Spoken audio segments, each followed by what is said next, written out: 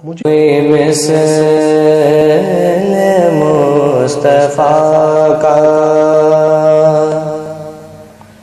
कोई मिसल मुस्तफा का कभी था ना है ना होगा, कभी था ना है ना होगा, किसी और का ये रुतबा कभी था ना है ना होगा।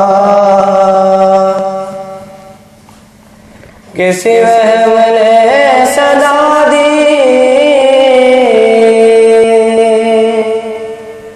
कोई आपका मुमासिल, किसी वहम ने सदा दी कोई आपका मुमासिल, तो यकीन पुकार उठा कभी था ना है ना होगा, कभी था ना है ना होगा, कोई मिसल मुस्तफा का। मेरे दामने तलब को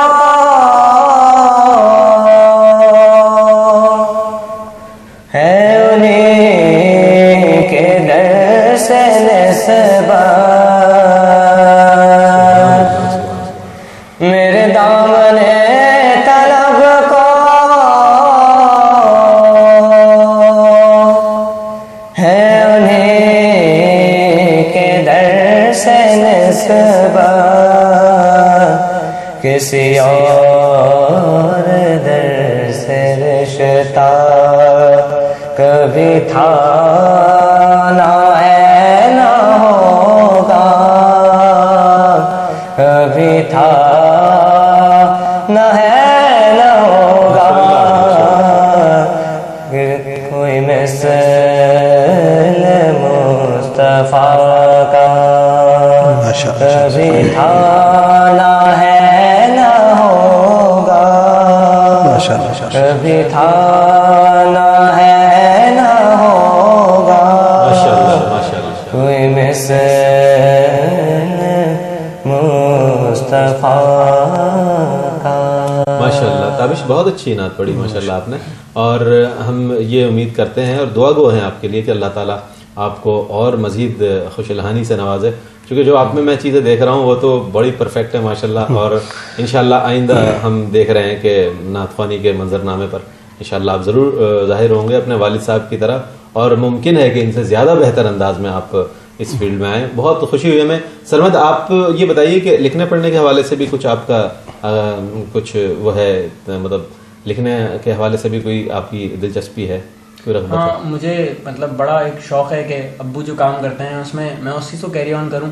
अभी इतना कुछ है नहीं मतलब अंदर से, लेकिन चाहत यही है कि मतलब अब्बू के काम को कैरी ऑन करूँ। ज़हन शायरी की तरफ है। बहुत अच्छी बात है। और ये आपका मैं देखना चाह रहा था कि जब ताबिश का रुझान पढ़ने की तरफ है तो डेफिनेटली इनका एक दूसरा शेड जो है लिखने का है, तो वो आपकी तरफ ज़रूर आया होगा कि आप यकीनन आप हमें आप मुस्तक़बिल में अपने वालिद साहब के ही तरह उनका हाथ बटाएंगे और उन्हीं की तरह तहकीकी काम में इंशाअल्लाह नात गोई की तरफ भी आएंगे, शेर कहने की तरफ भी आएंगे, और तहकीक के हवाले से भी आप नाम पैदा करेंगे। बेटा अयमन, आप भी बताइए कि अब्बू क्या चीज़ घर में मतलब खाना पीना पसंद करते हो? अब्बू का आप भी ख्याल रखती होंगी, अब तो माशाल्लाह आप समझदार। क्या अब्बू क्या क्या चीज़ें खाते हैं शौक से? मतलब खाने में अगर गुस्सा हो जाते हैं, जैसे घर में खाने को ना हो तो कोई नक्शे मन का सिलसिला हो जाता है, यानी कि या आप गुस्सा हो जाते हैं या फिर जो होता है वो खा लेते हैं? कैसा पाती हैं आप अब्बू को?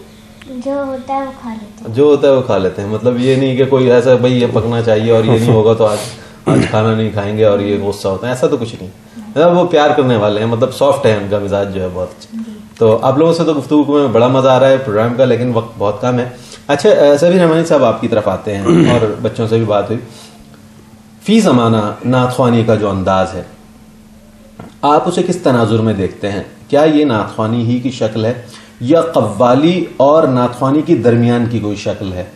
आप किस तनाजुर में देखते हैं? असल में अहद बाहद तब्दीलियाँ किसी भी शोबे में होती हैं और होनी चाहिए, और यही फितरत भी है कि हर एक शोबा किसी एक जगह नहीं खड़ा रह सकता, उसमें कुछ चेंजेस आती हैं, लेकिन कुछ उसूल होते हैं जिनको अगर छोड़ दिया जाए, तर्क कर दिया जाए। हर फ़न के कुछ उसूल होते हैं, अगर बुनियादी उसूलों से हट जाए तो यकीनन चीज़ की साख्त मुतासर होती है। तो नातख़ानी की बुनियाद में जो चीज़ सबसे ज़्यादा अहमियत रखती है वो है अदब। आप जिस तरीके से अदायगी कर रहे हैं वही अदायगी लोगों के दिलों को काबू में करने के लिए इस्तेमाल होती है, लोगों को एक ऐसी फ़ज़ा में ले आती है जहाँ लोग अपने आप को आपके हवाले कर देते हैं और आप उसको रूहानी तौर पर इतना सुबुक करके जिस तरफ चाहें सफ़र करा सकते हैं, दुनिया की हिजान अंगेज़ी की तरफ भी और मदीना तैयबा की रूहानी बस्ती की तरफ भी। तो नात से अगर अदब गायब हो जाएगा और नात हाथ पांव हिलाने का और शौक़ी का इजहार ज़ाहिर होने लगेगा तो मेरा ख्याल है कि नात की बुनियादी साख्त ही मुतासिर हो जाएगी। तो नई नात ख़ानी में बहुत सारी अच्छी चीज़ों के साथ, यानी हमने बहुत सारे तजुर्बे किए और उसको बड़ा कबूल आम भी हासिल हुआ, लेकिन उसके साथ साथ जो बाज़ चीज़ें जो अदब के दायरे में नहीं आती हैं और उस पर ऐसी है कि उस पर गुफ्तगू की जानी चाहिए और उसका सद्देबाब किया जाना चाहिए, वो भी दर आई हैं। और उसमें एक बहुत बड़ा, आप जानते हैं कि तबका उससे मुतनफ़र भी हुआ और उसके ख़िलाफ़ भी गुफ्तगू शुरू हुई, लेकिन अब अल्हम्दुलिल्लाह वापस आपने बात बड़ी अच्छी कही और यकीनन ये बड़ी फ़िक्र अंगेज़ बात है। लेकिन इस सिलसिले में आपके ख़्याल में बसरी ज़राए इब्लाग की क्या ज़िम्मेदारी है? देखिए, मीडिया का मसला यह है कि मीडिया को तो पेश करना ही करना है, इसमें मैं नहीं समझता। अब मीडिया पर जो लोग बैठे हुए हैं वो शऊरी तौर पर किस फ़न से कितना वाकिफ़ है। आप जानते हैं कि पहले हमारे यहाँ जब दो ही ज़राए इब्लाग थे, टीवी था, रेडियो था, तो उस प्रोड्यूसर को उस शोबे में लगाया जाता था जो उस काम की समझ रखता। ठीक। आज मीडिया में जो इनकलाब आया है तो हम ज़हनी तौर पर तैयार नहीं थे इतनी बड़ी चेंज के लिए, तो हमारे वो जहन तैयार ही नहीं होते कि हम किस शोबे में जाएंगे। मतलब अब आप मुझे बता दीजिए कि मजहबी प्रोड्यूसर आपको कितने मिल जाएंगे, फिर उसमें मजहबी प्रोड्यूसर में भी सुर की समझ रखने वाले और नात का शऊर रखने वाले कितने प्रोड्यूसर हैं जो नात को प्रोड्यूस करने आए हैं। ये एक बहुत बड़ा अलमिया है। और लेकिन ये चीज़ें चलती रहेंगी तो इंशाल्लाह कुछ चीज़ें, याद रखिए कि कभी भी ख़राब चीज़ रहती नहीं है, वो साफ़ हो जाती है भले कितने ही आए। अब आज का मसला ये है कि जिस बच्चे ने अभी सफ़र शुरू किया 3 साल पहले उसके 25 CD हैं और जो सीनियर 40 साल से पढ़े उनके 3 CD। इसका मतलब है कि लोगों में एक बहुत जल्दी कुछ कर लेने की तड़प जो है ना, वो उसने बहुत खराब किया। सभी भाई के जितनी तेज़ी से नातें आ रही हैं, नातख़्वां आ रहे हैं, उतनी तेज़ी से मंजर से पस मंजर में चले जा रहे हैं। वो वक्ती तौर पर, मतलब जिस तरह जिंगल लिखे जाते हैं ना, उसकी तैयारी की जाती है कि आज एक ऐड बनाना है, उसको पेश करना है, तो आपने एक टाइटल बनाया, वो आपका उस वक्त का मेन टाइटल है। मैं टाइटल कलाम पढ़ रहा हूँ, फिर वो टाइटल कलाम 6 महीने बाद गायब हो जाता है, पस मंजर में चला जाता है। हम ये कह सकते हैं फी ज़माना नाते नहीं पढ़ी जा रही, नारे पढ़े जा रहे हैं। हम नारों का इंतखाब करते हैं कि जिसमें बेहतर नारा है, सबका थोड़ा थोड़ा कसूर है सबका। हम इस हवाले से नादगो शोरा को भी संजीदगी से इस बात नादगो शोरा भी, अब आप देख लेना कि संजीदा जो अदबी तबका था, जो अदब की लफ्ज़ की साख्त को समझता था, लफ्ज़ के ख़ानदान को समझता था कि कौन सा लफ्ज़ नात में इस्तेमाल हो सकता है, कौन सा नहीं हो सकता है, कौन सी सौती सदाएं नात के लिए मुनासिब हैं, कौन सी नहीं नामुनासिब है। अब ये शऊर ख़त्म हो गया है। लोग जिस तरह मर्ज़ी आती है वो आता है, और चूँकि कबूलियत इतनी ज़्यादा है और डिमांड इतनी ज़्यादा है कि पूरा नहीं कर पाते लोग, तो वो हर किस्म का माल जो है वो मार्केट में आ जाता है। हर किस्म। बहुत अच्छी गुफ्तगू रही आपसे सरमद, आपसे भी बहुत अच्छी बातचीत हुई हमारी। ताबिश, आप भी हमारे साथ रहे इस प्रोग्राम में, और बेटा ऐमन, आपने भी बड़ी अच्छी बातें की, लेकिन हम आपसे नात भी सुनते हैं, लेकिन मुझे लग रहा है कि अभी फिलहाल आप नात सुनाने के मूड में नहीं। इंशाल्लाह फिर किसी दिन इंटरव्यू करेंगे आपका, तो फिर आपसे नात सुनेंगे।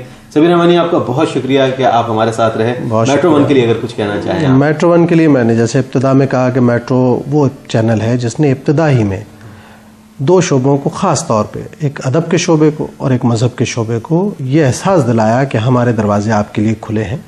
और इस चैनल ने अपने नामुसाइद हालात और परेशानियों के बावजूद जिस वसअत क़ल्बी से इन 2 ऐसे तबक़ों का, जिनका बड़े चलते हुए चैनल ज़रा एहतियात बरतते हैं कि साहब हमारा टाइम ज़ाया होगा, इस टाइम में हम कोई काम कर लेंगे, कोई इश्तिहार ले लेंगे, मेट्रो की ये बहुत बड़ी खिदमत है कि इसने अदब को और मज़हब को अपने यहाँ बहुत जगह दी है, बड़ी अहमियत से जगह दी है और दिल से जगह दी है। मैं इसके तमाम मालिकान को और इसके प्रोड्यूसर को, आपको और तमाम कारकुनान को मुबारकबाद पेश करता हूँ कि इनकी वजह से एक बड़ी तब्दीली मुतवक्का है। बहुत शुक्रिया आप तमाम का कि आप हमारे साथ रहे। नाज़रीन गिरामी, आज आपने प्रोग्राम मुलाहज़ा फरमाया, ये रबीउल अव्वल की खुसूसी ट्रांसमिशन आप देख रहे हैं। मेज़बान मेहमान के साथ ये प्रोग्राम आप मुलाहज़ा फरमा रहे थे। आज हमारे साथ मौजूद थे सैयद सबीउद्दीन सबी रहमानी और इनके साहबजादगान और इनकी प्यारी सी बेटी, और इनसे हमने बातचीत की। यकीनन इस प्रोग्राम को आपने पसंद किया होगा और इसकी फीडबैक भी आपकी हम तक पहुंच जाएगी। इसलिए अपने मेज़बान रईस अहमद को इजाज़त दीजिए। अल्लाह हाफ़िज़।